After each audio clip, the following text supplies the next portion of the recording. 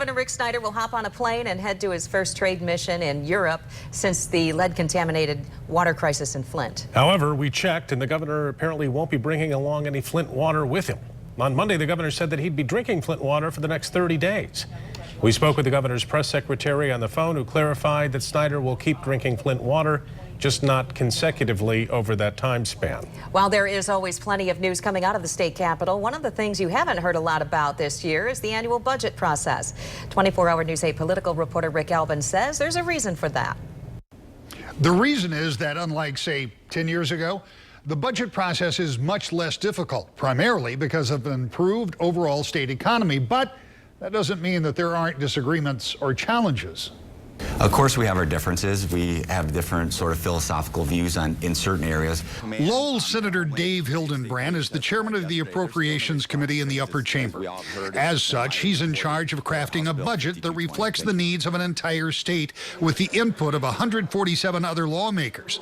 And while there are differences, he says there is broad agreement on much of the budget process.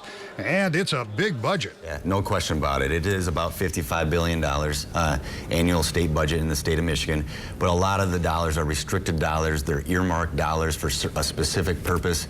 For example, of the $25 billion or so dollars spent on social safety net type programs in the state, almost all of that is from the federal government and has to be spent according to federal government guidelines.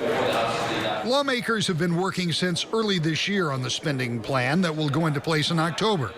And for the 6th year in a row, are hoping to get it done months in advance. What is your sense for where we are? I think it's going on a positive path. The budget process is moving along. They're all on track to get things, hopefully the bills largely through by the end of the month or early June. When Governor Snyder was elected, he made it a priority to get the budget done early after the long, drawn-out process during the Great Recession.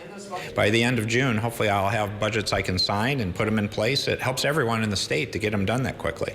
Among the priorities in the budget, public health, public safety, schools, and the city of Flint will receive an appropriation to continue the recovery effort there. Budgets aren't final, but that amount could be nearly $200 million. I'm Rick Albin, 24-hour News 8.